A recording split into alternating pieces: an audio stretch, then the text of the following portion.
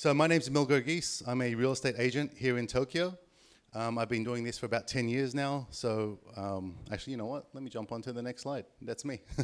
At 10 years now, I've been doing real estate, just over 21 years here in Japan. I'm Australian with a Japanese wife, 3 little children, 3 under 10. So life is quite chaotic. Most of my clients are kind of a 10-year younger version of me. Young family, just gotten married. Time, that's kind of the time to buy a new house, or maybe they've got young children. So that's who I kind of work with very closely. They tend to be long-term residents, so hence they try to get the financing and what have you. They've got stable employment here. So that's most of my focus. Long-term residents, either both foreign or there's a Japanese spouse that are just looking to make Japan their home, like I think a lot of us have decided to do. So today we're going to discuss, the talk is about home loans, largely, okay? Tomorrow's talk will be talking about the property purchase. So I've got a talk today and a talk tomorrow. Tomorrow's one's all about property and the search and the, pricing factors and what have you about the property, your search criteria. Today we're talking about home loans, okay? Loan eligibility, what are the requirements to get a home loan in Japan? Okay. Interest rates, we hear about the super low Japanese interest rates. Are they real and how do they even work? Your borrowing capacity, how much you're actually able to borrow, how much the repayments are and what the closing costs are. Ways to calculate your budget, okay? There's a few different methods. Life insurance and different features of home loans, like early repayments. Okay, sorry. And then the application process. Okay, how to actually apply for a loan. We will have a Q&A at the end of this, so if there's any sort of real pressing questions or curiosities during the talk, fine, you can stick your hand up, but I think a proper discussion we can have at the end. And then also, straight after this, I'll be going upstairs for the breakout session, and that will be, I think, a much smaller group. You can come and join, and it'll just be a bit more face-to-face time.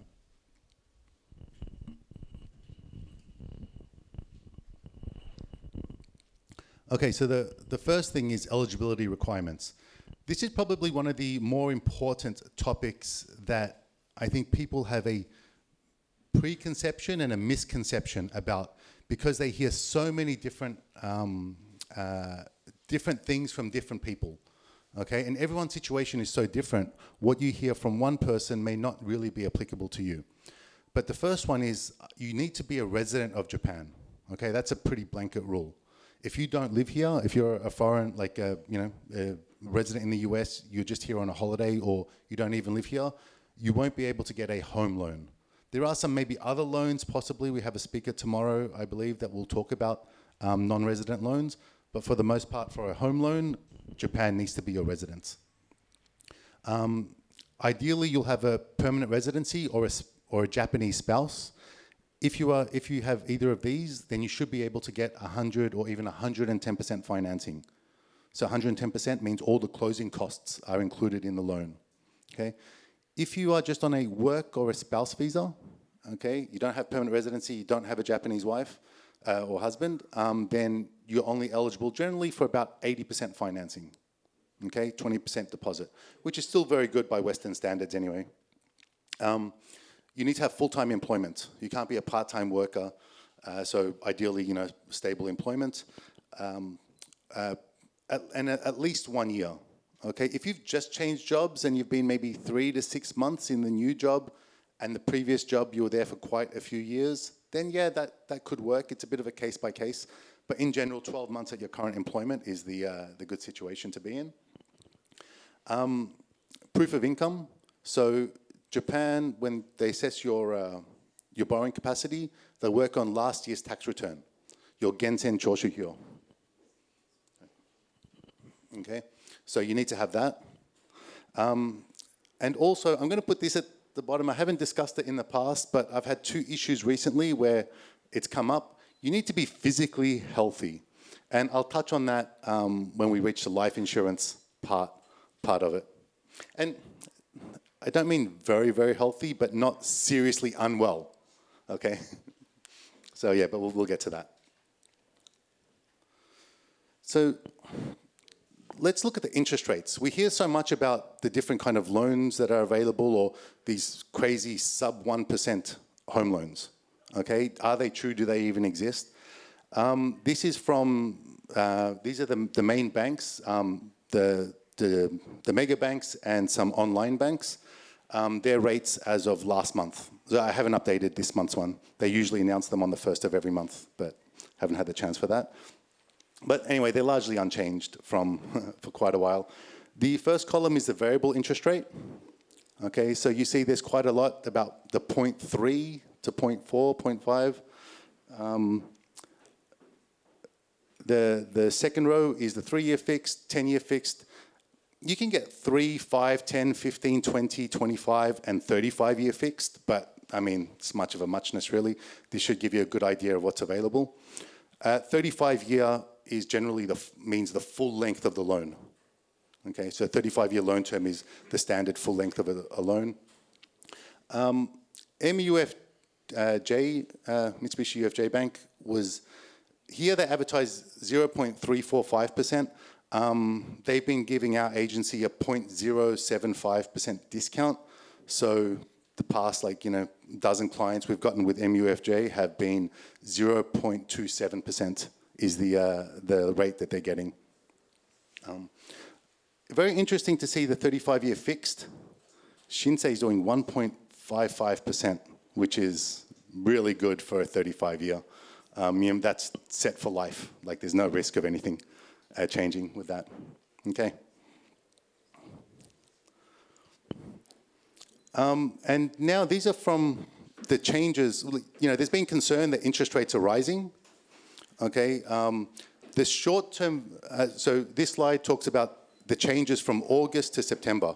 So when banks revise their interest rates, it happens on the 1st of every month. That's when they announce the new interest rates. So the October rates were just announced a few days ago, but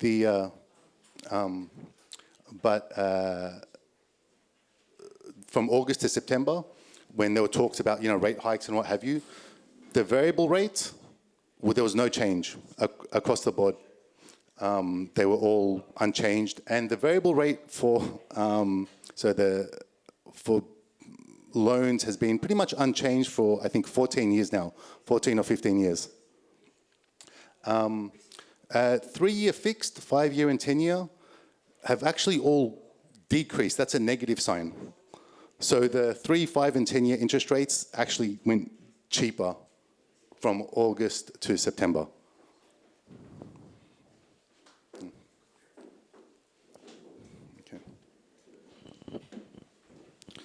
All right, so now let's touch on sort of borrowing capacity, repayments, and closing costs, okay? So this gets quite technical in terms of numbers, and there's a lot of text. It's the least attractive slide, but probably the most important one in terms of identifying where you stand, your eligibility, and what the numbers are gonna look like.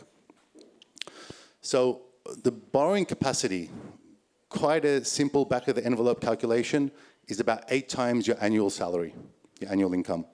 So if you get your tax return, your Genten Choshu here, it says the biggest number there, says your gross income was 10 million yen, then you can borrow about 80 million yen, 8 times that, okay? If you wanna think, well, I wanna borrow 100 million, so the reverse is also true. In this case, let's say you wanna borrow 100 million yen, divide that by 8, you need, in this example, a 12.5 million yen annual income can borrow you 100 million yen. So sometimes if you see some listings for sale, you walk past a real estate agent, you see something on the window, you go, okay, that's the price, divide it by 8, that's how much annual income you need to get a mortgage to cover that loan. That one's pretty straightforward. Actually, one thing I will mention with this is, this is your total household income. So if your spouse is also working, again, the spouse also needs to meet sort of the health requirement, full-time employment status and whatnot. Then you can also add their annual income to yours. So if you're on 10 million and your spouse is on 7 million, they'll work on 17 million household income, okay? Now, this is probably the most significant and interesting slide I find when I want to look at Japanese home loans and compare them to Western home loans. What does it really look like when you have a 0.2, 0.3%, 0.4% home loan? What do the numbers actually mean? It's low interest, but how cheap is it? When I like to say it's free money, and I do think it's free money. You know, 0.2 up there is not really that absurd. Earlier this year, I was getting 0.19% for some clients, okay? And this example, again, I use 100 million yen because it's a very easy number to sort of extrapolate on. If you think, look, I only want to borrow 50 million, just divide this by 50%. You want to borrow 150 million, just times it by 1.5, right? But even if we talk, recently I said we've been getting 0.27%. Okay, so let's look at the 0.3% number here. On a 100 million yen loan, it's 250,000 yen a month is the mortgage repayment. Over the life of the loan, after 35 years, the interest that you've paid is about 5.3 million yen. So you've borrowed 100 million yen, you pay back to the bank 105 million. They've only made 5 million yen over 35 years. Now, I've got mortgages in Australia as well. I think a lot of us have, loans overseas, or we see the numbers overseas. I think my loans in Australia now are at 7%, down the bottom. That same loan in Australia, $1 million kind of equivalent, is 630,000 yen a month repayment. And that portion, 168 million, that's just the interest. So you would borrow, you'd be paid back to the bank, 268 million. These numbers are ridiculous. That's why when I say free money compared to what we're used to in the West, which is like these lower numbers. I really, I got into this business because after I bought my first house, I was just telling all my friends, you have to buy a house. It's the best deal you can get. It's no money out of pocket. The bank will pay everything, and it's free money. And it gets better.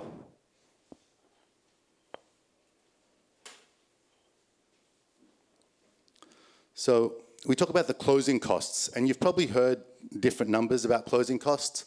Okay, people often say 10%. Okay, really it's about 6 to 8%. So 6% is a pretty safe number, and depending on the financing option that you want to choose, you may have to add another 2% on top, and that's what that bottom row is: the loan fee with the bank. Okay, so the closing costs include the title registration and transfer, and that goes to the government. The agency fee, which is where we get our money from, so it's purely commission-based for our business. So it's 3.3% plus 66,000 yen. There's stamp taxes. When you get a receipt and there's a little 200 yen stamp sometimes on it, when you sign a contract for $1 million, it's like 30,000 or 60,000 yen is that, that little stamp that you have to buy. You have to pay some asset tax, and earthquake and fire insurance is about 100,000 yen a year on like a 100 square meter house, although those rates are going up a little bit now. But let me just jump onto the loan fee, that 2%, and how that works. Because when you look at banks and home loans, this number pops up and you go, why is there a 2% difference in the interest rate between plan A and plan B of the bank? So when we talk about the loan establishment fee or the loan fee, there are two options. You can get the really cheap interest rate, like 0.2, 0.3%, but there's a loan establishment fee of 2%, or it's 2.2% because there's sales tax included. So if you pay that, so on a 100 million yen loan, it's about 2.2 million yen is the cost. And usually you can include that cost in the mortgage, so you don't actually pay it out of pocket. It goes on top of the loan. Okay, but sometimes there are some cases where the bank will not actually pay your closing costs.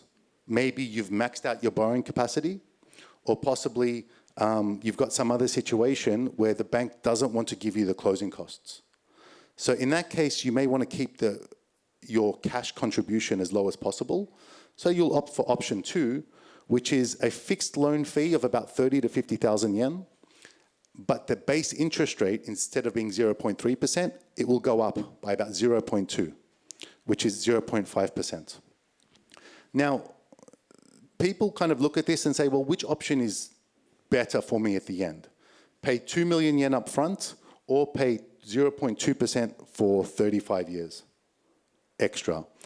Option 1 is cheaper, 2.2 million yen up front. But option 2, after 35 years, you've paid about 3.5 million yen. So maybe about 50 to 70% more. However, that's distributed over 35 years. So personally, I like option 2 better, okay? Because if you sell the property midway, then you haven't recouped all of that cost that you've paid up front, okay? So there's a bunch of factors to consider. Apologies.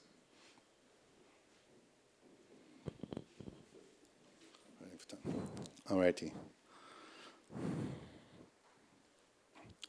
So I want to talk about calculating your budget. And there's 2 main ways that we like to calculate budget. One is, what is the maximum that the bank will loan you? Okay, and that's a pretty common one. So if you earn 12.5 million yen, the bank is going to give you 100 mil, as we discussed before. And then how much cash do you have on hand? Okay, maybe you have 10 million yen, 20 million yen, whatever. Add that on top, that's your maximum budget. But often people are like, I don't want to put any cash in, I just want to maximize the loan. So that's one option. The other way to calculate it is based on how comfortable are you with monthly repayments. So we said before, a 100 million yen loan is about 250,000 yen a month, okay? And we look at sort of what depends on the interest rate, etc. But in this case, I think we looked at this example here at the bottom is when I used the number 27 here, that's about I think a 0.3 or 0.4% interest rate. So how we do it is, let's say you want to borrow 200, your max comfortable repayment is 250,000 yen per month. Divide that by 27 times ichiman, times 10,000, comes to 92 million yen. So in this case, a 92 million yen will be about a 250,000 yen monthly loan repayment. Okay, so that's just if you're looking at, say, 200,000 yen a month, I get some people that say, look, the most I want to pay is 200,000. My current rent is 200,000. I want to keep paying that same amount. Then we do the same calculation. It'll come up to about 80 million yen is what that loan amount is that equates to a 200,000 yen monthly mortgage repayment. So yeah, they're the 2 main methods we use to calculate what is your budget. And it will be the lower of the 2.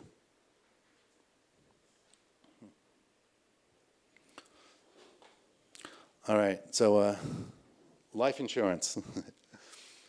When I mentioned the interest rates before, I said it actually gets better. And so in the mortgage, there's actually a life insurance policy included. All right, it's called Danshin, Dantai Shinyo Seimei Hoken. Okay, so if at any stage you, the borrower, passes away, the loan gets wiped off, and your spouse will, or whoever inherits the property, will inherit it without the debt. Okay, so the main thinking behind this is in my case is a very good example. I've got 3 little kids under 10. If I pass away, the last thing I want my wife to have to deal with is, not just the fact that I've gone, but also now she has to sell the house, find a new place to move the family, okay, new schools and all of that. Like anyone with kids knows schooling is tough in general at their current school, let alone having to relocate and move and do all that sort of stuff.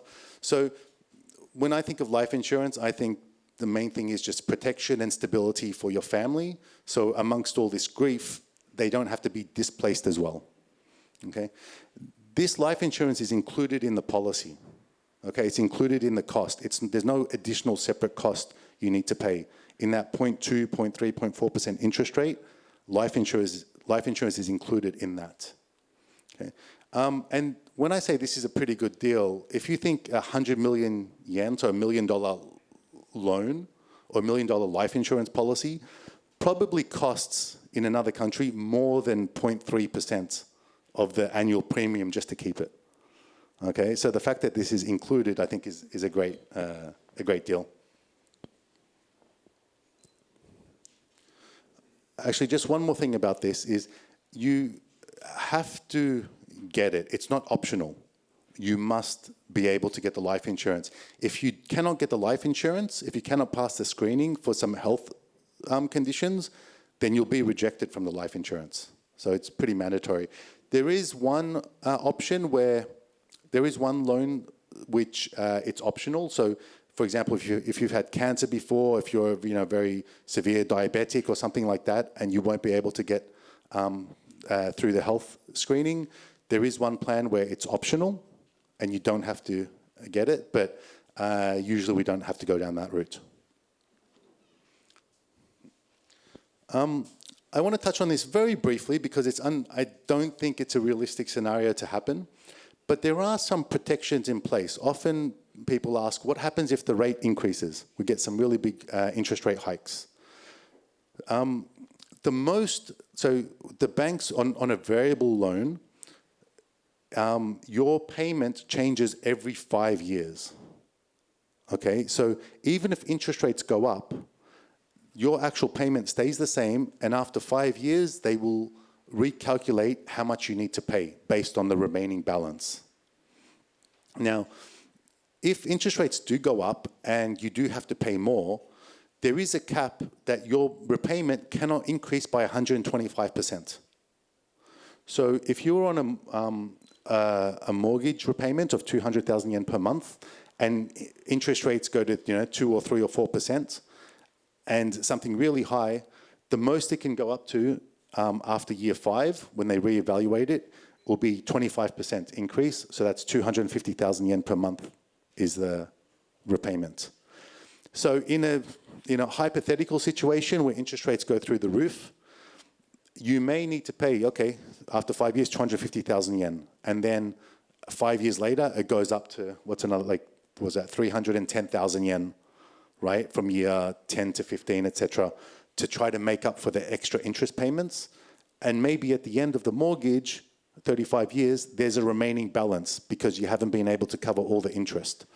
But those scenarios, interest rates need to be going up to like past 7% to make it unrealistic like that. So there are some protections in place, but I don't feel that they would get triggered. The rate rises the numbers don't make sense for that to be triggered. And then early repayments. This is also something that people often ask about, but then when they look at the numbers, they go, oh yeah, no, it's not worth doing. So you can pay early, and there's no penalty to pay early. And you can either pay the full amount or just, if you have an extra 5 million yen, 10 million yen, 1 million yen, whatever it may be, you can prepay it a bit early. And when you prepay, there are two options that you can choose. One is you can reduce the loan term.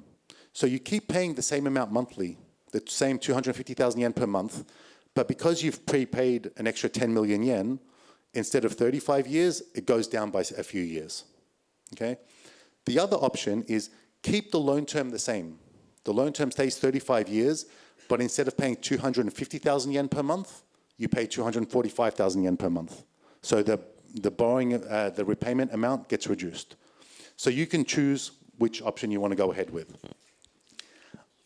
Keep in mind, though, that if you put 10 million yen in, all you are saving is the 0.2 or 0.3% interest on that. So you've put a whole bunch of cash in there, and you're only saving 0.3%. And you can never get that money out again, okay? So personally, I think, especially with foreigners who have access to overseas financial markets, we're probably better off with our money saved elsewhere getting more than 0.3%. The interest rate is higher that we get, and also it's liquid. We can access it anytime we need. If we are struggling with monthly repayments, fine, get some of that cash from the bank and put it in, okay? And help yourself during the tough times, because once you put it in, you can't get it out. So that's why I think people like the idea of it, but in practice, it's not, they just don't end up doing it. Also, I said the loan includes life insurance. The loan includes life insurance. If you pay off 10 million yen, your life insurance policy coverage has effectively gone down by that much. And I said, life insurance, it's such a great deal to come on this loan. So yeah, just keep that in mind when you consider things like early repayments.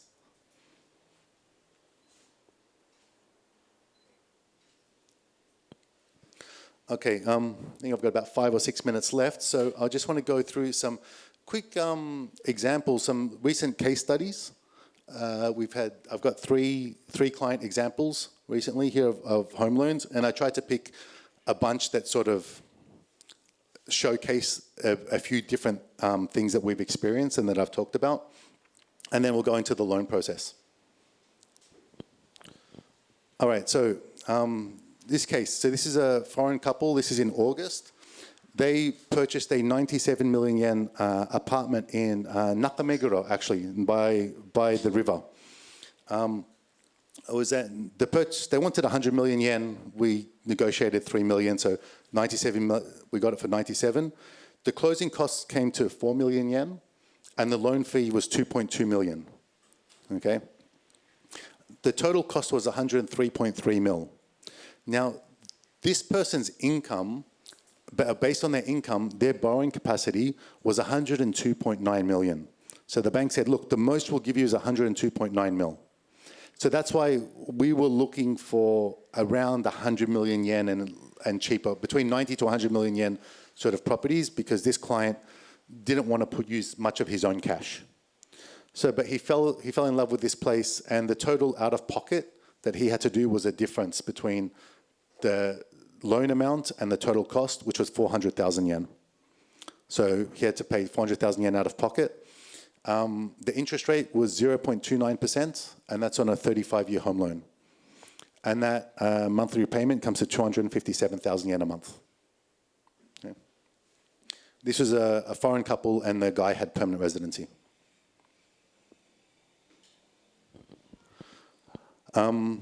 This case, this is a more recent one. Okay, this one was a house that the client bought, 123.8 million yen, a brand new build, beautiful big place. Closing costs were 4.7 million yen. And the loan establishment fee, they opted for the slight rate hike, 0.2% higher interest rate, and so the actual loan establishment fee was 30,000 yen. So we see the total cost, oh sorry, hold on. Oh, sorry, I made a mistake. Apologies. Total loan was 123.8 million. So in this case, the bank only gave the full loan amount. The full amount for the property, nothing for the actual closing costs. So apologies, there's a mistake there. That total closing cost should be 4.7 million. So another 7.5 up there, 8.5. So anyhow, he had to pay that 4.7 million cash out of pocket. Now, let me explain this particular situation. And this one touches on a few of the items that we've mentioned earlier. This person was not in a very good health situation. He's quite a big guy, and his health check result gets a lot of like D's in it. And he also has to go to the hospital every month, okay, for medication and health checks, okay? So it was quite a challenging, we got rejected from quite a few banks for the life insurance portion. He gets paid very well. He can afford a lot more than this, but he wasn't able to get the life insurance. Finally, some banks have an option, it's called wide danshin, so a wide coverage insurance. And that's a separate application. It's a bit more complex. He even got rejected on a few of those. But finally, one bank came through and said, yep, our particular life insurance provider has accepted your health check results and whatnot. And so for that wide life insurance, it was an extra, sorry, it was an extra 0.3% on top of the interest rate. Okay, so usually I think it's like this bank, the base rate is like 0.325, and then we had to add 0.3% onto the life insurance portion. So for the wide life insurance, so that interest rate bumped up to 0.625, and initially we were looking for all the closing costs, everything to be included in the loan, but the bank or the life insurance provider said, because of your health situation, we're only going to cover the property cost. We're not extending beyond the value of the property. So all the closing costs, you need to pay yourself. So he said, well, look, when you guys were going to pay all the costs, including the cheap interest rate, then we were going to choose that option. So 2.2 million yen, or the 2.2%, include that in the loan. But in this case, he went for the cheap option because that's cash out of pocket now. Okay, he can't roll that into the loan. So that's another 0.2% increase. So the base rate is 0.325 plus 0.3% for the wide life insurance, plus another 0.2% for the low closing cost option. It came to 0.825%. All right. So his monthly repayment is 351,000 yen. This is probably one of the higher interest rates that I've seen because of those stack-on items. But again, by any other standard, is still very, very good. Alrighty. And this final case, July. Okay, yeah. This was a tower mansion we sold down near Yokohama. 83.8 million yen. This client also got renovation. So I didn't talk about renovation costs in the previous loan, but in the previous slides, but I'll bring it up here. You can add renovation costs into your mortgage. All right. So in this case, it was like I think a 15-year-old tower mansion. So he just wanted new wallpaper and install a dishwasher as well. There's a few items he wanted to do. So our office, we have a renovation team. So it came to 2.6 million yen. We prepared a quote for him with that, including all the closing costs, 4 million, loan establishment fee, 2 million yen. Total cost came to 92.4 mil, and the bank, I think his borrowing capacity was like a bit over 100 million yen. So this, the bank basically paid for everything, and it was zero out of pocket.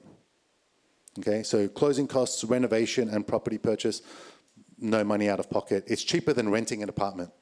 You know, when you rent an apartment, it's 6 months, 5-6 months out of pocket, and feels like a whole lot of begging. Buying is not that difficult and not that expensive. Interest rate is 0.27. This was with Mitsubishi UFJ. 35-year loan term and 230,000 yen a month mortgage repayment.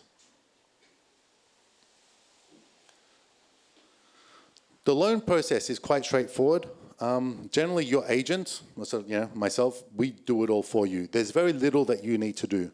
We bring you the papers, or if it's an online application, we provide it for you, and we'll sit down next to you and go through and do everything. But generally, depends on the bank and your situation. We can generally get pre-approval in about 48 hours. Okay. If you don't have permanent residency, if you're one of some, and there's some other hiccups with your application, some banks will need about 2 weeks for pre-approval. Once we get the pre-approval, okay, we sign contracts with the seller, etc. We make a formal application. So we've done the pre-approval application. Next step is the formal application to actually get the official approval. Okay. If you've gotten the pre-approval, it's like 90% chance that you'll get the formal approval. After the formal approval, about 3 to 7 days before settlement, we'll actually go and sign the contract with the bank to say that we're actually engaging in this loan. The bank is going to loan us the money, and we're going to repay them over the 35 years according to these rules and this agreement. And then on settlement day, we generally all go to the bank, and we meet at the bank, and the bank will transfer the 100 million yen into your bank account, and then we distribute it to 95 million yen to the seller, 3 million yen agency fee, some goes to the insurance, the scrivener, all the closing costs get distributed. Okay. And in the whole process takes about 6 to 8 weeks. But at the end of that session, when we all meet at the bank and you transfer the money, the seller will hand you a bunch of documents and the keys. And the house is yours. So after we leave the bank, you can go straight to your new house. And that process takes 6 to 8 weeks.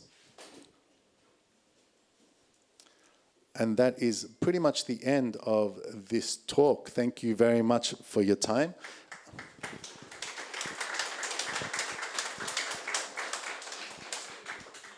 Awesome, thanks. So we do have, I think, a few minutes for Q&A. I've got my little kitchen timer here that took 36 minutes, so that was good. We'll do have about 5 or 10 minutes for some Q&A, and then we'll also have the breakout room upstairs in the back. But yeah, let's get on. Yes, sir.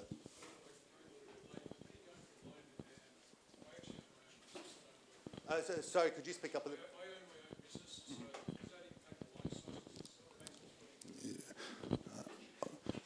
Okay, so that question, yeah, is he owns his own business. When you're not a salaried employee and you're a business owner, does that impact your borrowing capacity?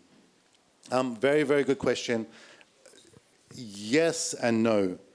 It doesn't really impact your borrowing capacity as much as generally if you're a business owner, even if you're a Japanese national, if you own your own company, then, or if you're self-employed. So there's two scenarios.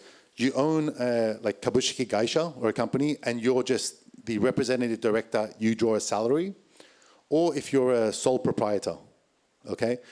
In those cases, you generally need to put 20% deposit. So you cannot get the closing costs included in the loan, and you need to put 20%. The bank will only pay up to 80%.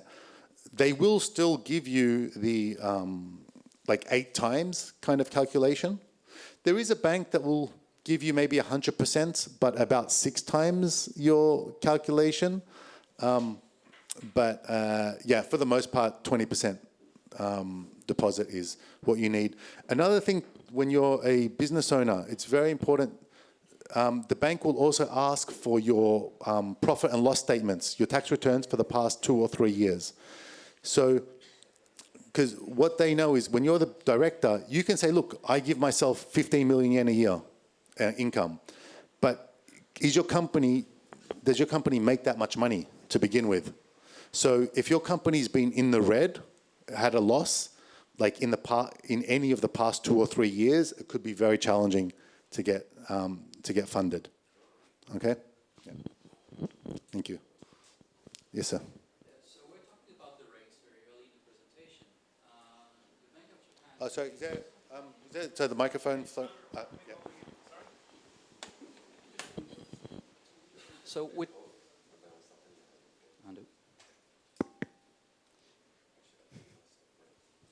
Yes, go ahead. Yeah, we talked about the interest rate earlier.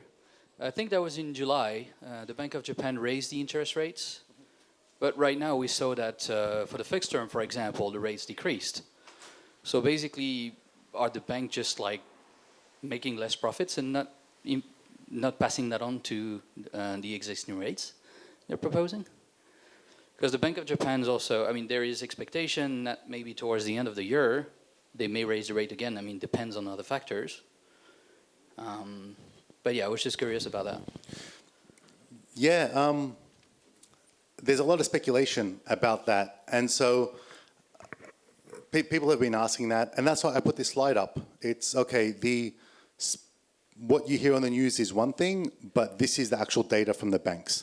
And this is their forecast, like mid to long-term rates. So this is their analysis of what is going to happen in the future. Okay. With the midterm, like these 3 to 10 year fixed rates, it's kind of what the bond rate is kind of what they base it on. Short term, they can base it on some of their more current, each bank's current economics. Okay. And long term as well. It's okay. What's their business long term forecast? So it's really hard to speculate as an individual. That's why I put the data up. So I'm not going to speculate. I'm just saying this is what's happened for the past month. And this data is quite available online, you can see. Sorry, one here and then a gentleman over there, and then.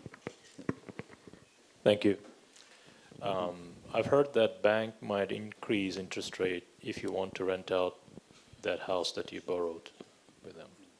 Oh yeah, that's a good question. So if you buy a property using a home loan, can you rent it out? So the straightforward answer is generally no, you cannot rent it out. Or if you do rent it out, the bank will increase the interest rate, or they'll ask you to sell it. They'll say, this property was for a home loan, not for an investment. Okay, so we want you to sell it, or we're going to make you pay a higher interest rate. I've seen a few different scenarios.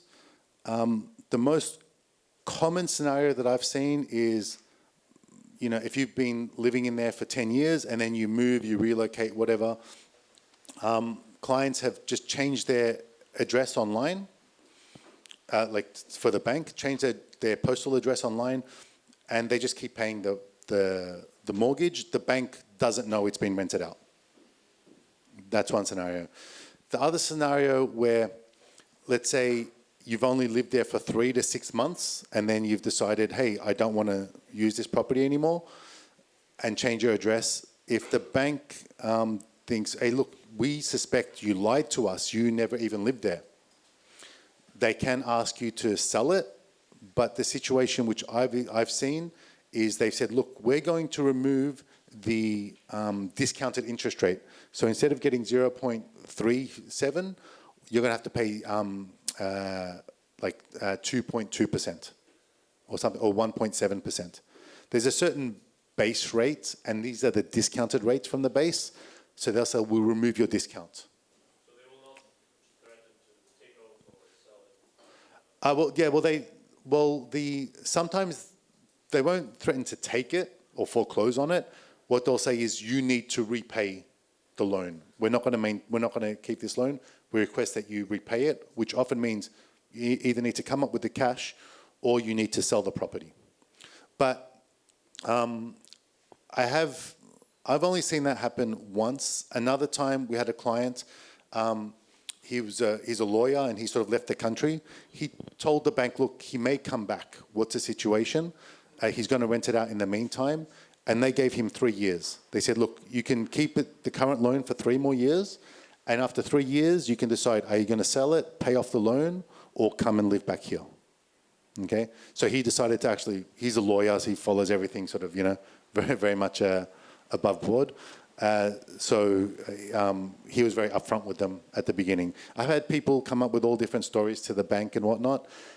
They are becoming a bit more, I think, concerned or clued into that situation happening, particularly with people buying it and never living there. They say it's for a home and they decide not to live there. So now when I get people asking me that, I'm a bit more like, maybe not the best idea. Thank you. Can we get the microphone? Oh, yeah, you've got it. Okay, awesome.